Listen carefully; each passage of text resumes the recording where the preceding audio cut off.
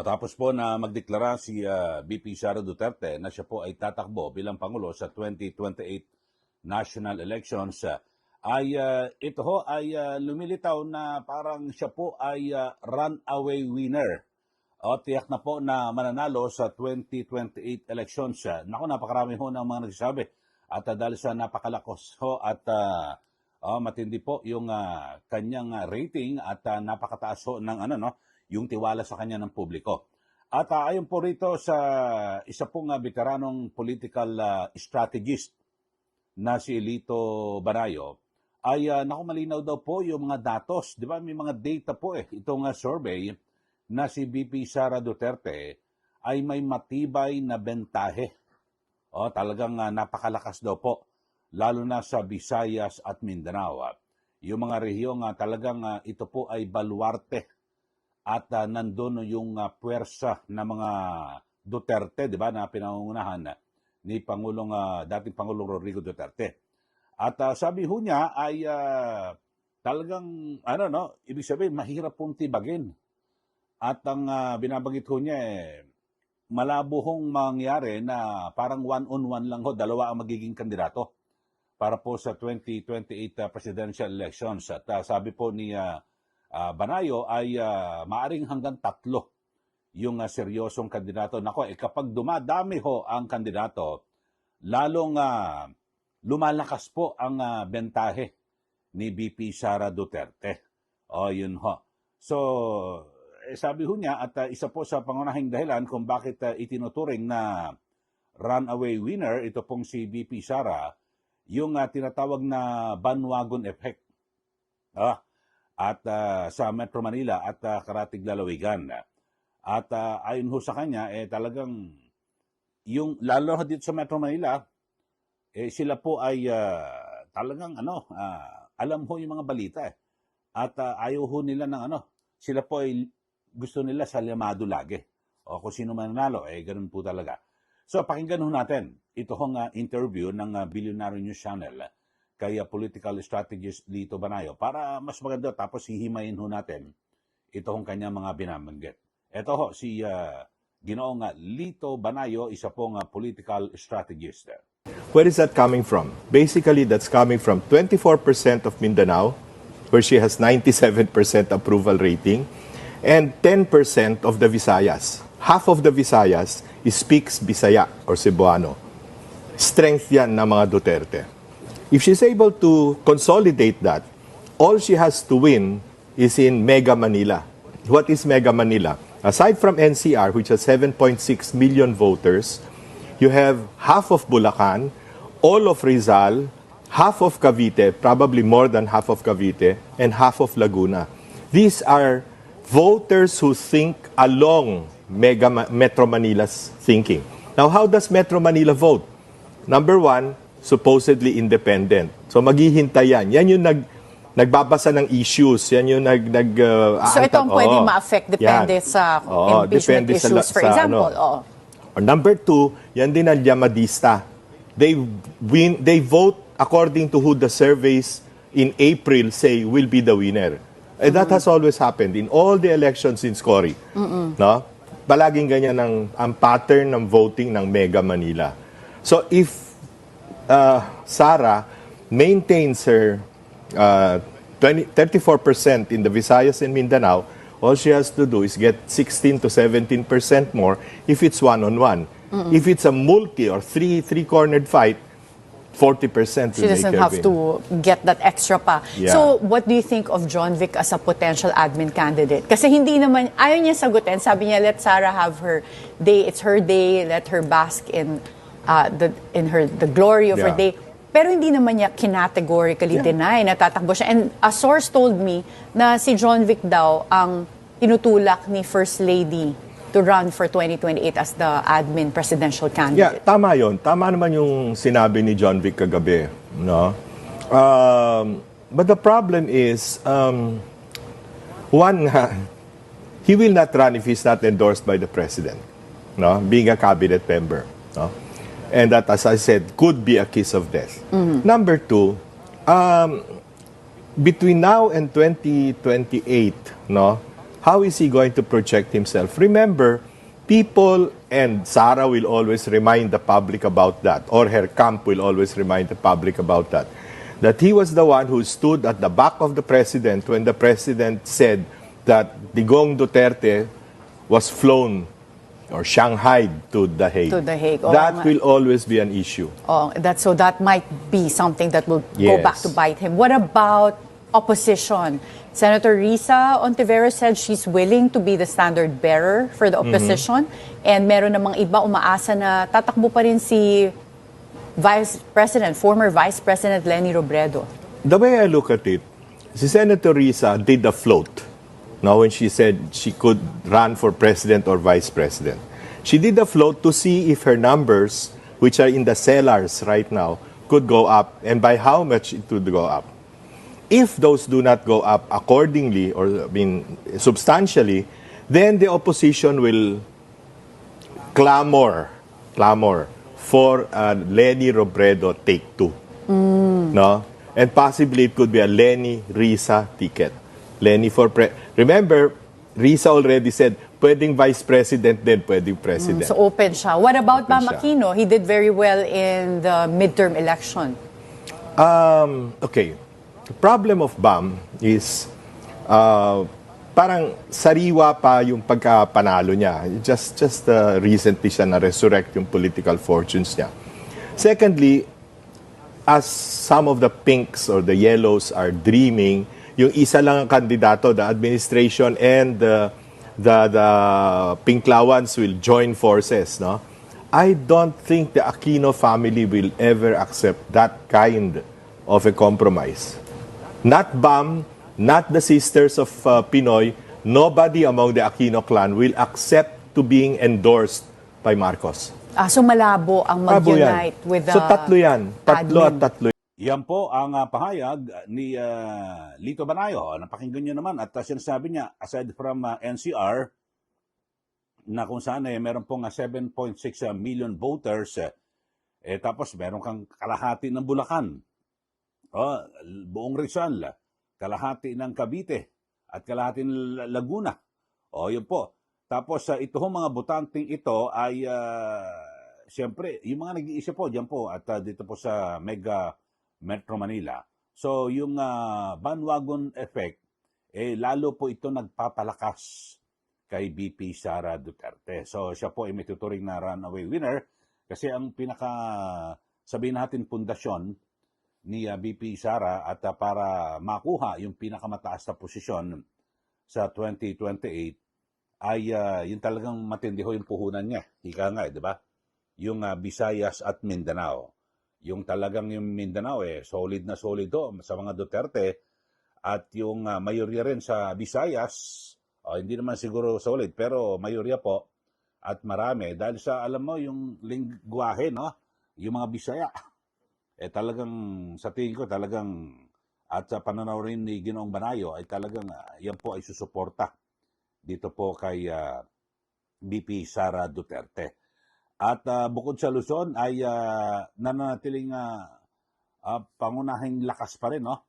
Na ipinamana ni Pangulong Duterte kay BP Sara nga, yung Visayas at Mindanao. So kung mapapanatili po, sabi ho ni Ginong Banayo na kung mapapanatili ni BP Sara Duterte, yung kanyang 34% sa Visayas at Mindanao, ang kinakailangan niya na lang makuha yung 16 to 17% na dagdag, tapos na ho. Kasi 40% lang ho, panalo na. Yun po. At pinaliwanag po nitong political strategist na si Banayo, na sa isang halalang may maraming kandidato, hindi na kinakailangan ng absolute majority para manalo. Ayun. Ibig sabihin, kung mahati ang boto ng oposisyon at mananatiling buo ang pinaka-base ni BP Sara, maaari siyang manalo kahit hindi umabot sa 50%. Ayun. Sa ngayon ho, mga kababayan, ay ang sabi ho niya ay posibleng 3 ho ang kumandidato, di ba? Bukod kay BP Sara Duterte ay sa administrasyon, ito nga napapaulat na itong si DILG Secretary John Vic Rimulya na di umano ay nais daw po ni First Lady Lisa Araneta Marcos na siya po ang maging pambato ni Pangulong Marcos Jr. sa 2028 presidential elections. Ay po yan kay Atty. Karen Nimero. Tapos ay meron din sa sa kampo ng sinasabing oposisyon, yung Dilaw at Pink, yung grupo po ni Senator Risa Ontiveros. So maaring pero si Mayor Lene mukhang ayaw na no. Lene Robredo mukhang ayaw na. Kung si Risa Ontiveros, may hirapan din. Tapos si Bam Aquino talagang malabon daw. Kahit magkaroon ng alyansa ang mga Dilaw at Pink at dito po sa administrasyon, so mahirapan. Pero sumatotal talagang tatlo ho ang maglalaban-laban. So habang dumadami po ang mga kalaban ni VP Sara Duterte, lalong lumalaki po ang tsansa ni VP Duterte na siya po ay manalo. Kaya nga, di ba, kayo po matatandaan sa mga nauna nating vlog, binabanggit ho mismo ni dating Senador Franklin Dillon na sana po ay one-on-one para medyo mas maganda ang laban. Pero kapag nagtatlo, may tinatawag na third force, wala na, tapos na. Tapos na ang laban. At yan ay kuhang-kuha na po yan ni VP Sara Duterte. Kasi lalong liliit ho yung paghahatian ng mga boto di ba? Samantalang si VP Sara, meron siyang puhunan Visayas at Mindanao. O solid na po ito na, di ba, at least nasa 34% ho, no? Kuha niya na lahat yan. Tapos, sa Luzon, so may tatlong kandidato, maghahati-hati ho sila ron sa tatlo. Tatlo sila sa Luzon. So talagang habang dumadami, baka may mga, sabagay, tatlo lang, yung sabi niya, tatlong seryosong kandidato ang pwede lang ho na maaring mangyari at katakbo sa 2028 election. So kapag ganito po nangyari, wala na, tapos na po ang laban. At sa ngayon ay, di ba, may mga nakahain po na impeachment complaint laban po kay VP Sara Duterte at ang sinasabi, mukhang wala ho, hindi na ho ito kakagat at uubra kasi yung napakatindi na ho, lahat po ng mga mabibigat ho na mga akusasyon, yung mga banat, dito po kay VP Sara Duterte ay lahat, wala ho, tinanggap niya, pero sa kabila ho niyan ay napakataas pa rin ng kanyang nakukuhang tiwala mula sa taong bayan. So, wala na ho, kumbaga sa nakuha na po yung sukdulan No, wala na pong ilalarga pa Kaya nga may mga panawagan din ng mga observer, ako ho mga kababayan, nakikita ko, dapat magbago ho ng strategy ang administrasyon. Siguro, wag lang ho, pumunta sa paninira. Kasi puro negatibo Gustong siraan, wakwakin, o dungisan ang pangalan ng mga Duterte. So, hindi na uubre. Alam niyo yung mga Pilipino, ganun Kasi, bud sana kung yung mga nagsasabi na, at naninira, nagbabato ng putik kay VP Sara Duterte, malilinis Hindi naman po malinis. Baka nga mas marumi pa. Hindi po ba? Lalo't sa nangyari ho ngayon na ito hong flood control scandal dito po sa atin. At ang sabi, kung sakasakali na ito hong si Secretary John Vic Remulla ang magiging standard bearer o babaspasan ni Pangulong Marcos Jr., nako, delikado rin ho. Kasi yung tinatawag na kiss of death, baka mas lalong mapasama pa at matalo itong si John Vic. Kasi ganyan din po yung nangyari daw noon kay si Gibo, Teodoro, na maganda ho at yung imahe, pero dahil sa mahina at bagsak ho yung popularidad na nooy Pangulong Gloria Macapagal-Arroyo, so olats si Teodoro. Ngayon din po, ganyan din po ang posible mangyari. Dito po kay John Vic Remulla. At yung third force na Risa or Bam Aquino, si Bam Aquino, mukhang malabo rin daw kasi hindi pwede sila makipag-alyansa sa Marcos dahil hindi papayag yung angkan ng mga Aquino. Kasi alam naman natin talagang kung pupuntahan natin kasaysayan talagang naging mahigpit na katunggali sa politika yung mga Marcos at Aquino, di po ba? So kayo ho, ano masasabi niyo ho rito? Kayo ho ba ay kumbinsido na masasabi na yung posibilidad na runaway winner, kumbaga sa wala na, panalo na. Ito ho nga si VP Sara Duterte, kahit na ano pang iba to, na mga akusasyon, yung mga impeachment yan, mga paninira. Sige, magbigay na po kayo ng comment dito po sa atin at pinagbasihan natin itong mga paghimay ni political strategist Lito Banayo. Yung numero ho, kasi hindi po magsisinungaling yung numero. Dapat may basihan. Yun ho. Talaga naman totoo na Visayas at Mindanao talagang solid. Lalo na Mindanao. Tapos yung Visayas, sabihin natin, mayorya. Wala na. Talagang kopong-kopo na ni VP Sara Duterte at maaaring siya na pong maging presidente sa 2028. Sige, magbigay na po kayo ng comment dito po sa ating channel at para maibigay nyo rin ho yung inyong mga damdamin sa mga nangyayaring ito. Bagamat may mga humihirit-hirit pa na hindi, ipaliwanag niya muna yung yung mga aligasyon dito po sa impeachment. Wala Last year, yan na rin ho, i-replay lang ho ito ng mga nag-aakusa sa Vice Presidente. Ako nga nakikita ko dapat magbago kayo ng magbago kayo ng strategy. Ang gawin nyo, wag naman yung negative. I-gawin yung positive. Kaya lang matatalo rin kasi sabihin, anong nagawa ng mga Duterte sa bayang ito at ngayon ng mga Marcos? Parang wala rin Kahit negative o positive, mukhang olats din. Kasi pag inilinya lang ho yung mga ginawa ho ni dating Pangulong Digong Duterte, tapos ngayon, Pangulong Marcos Jr., hindi po may iwasan na, sige, mas marami kang nagawa yung mga Marcos. Itong pagnanakaw, di ba, sa flood control.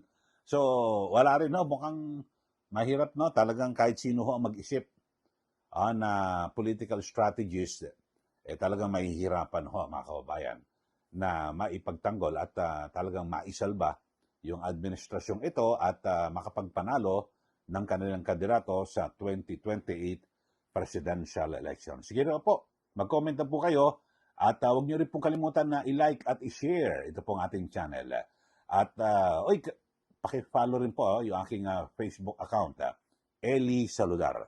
Okay, so maraming salamat. Muli, ito po si Ka Eli. Magandang araw po sa ating lahat.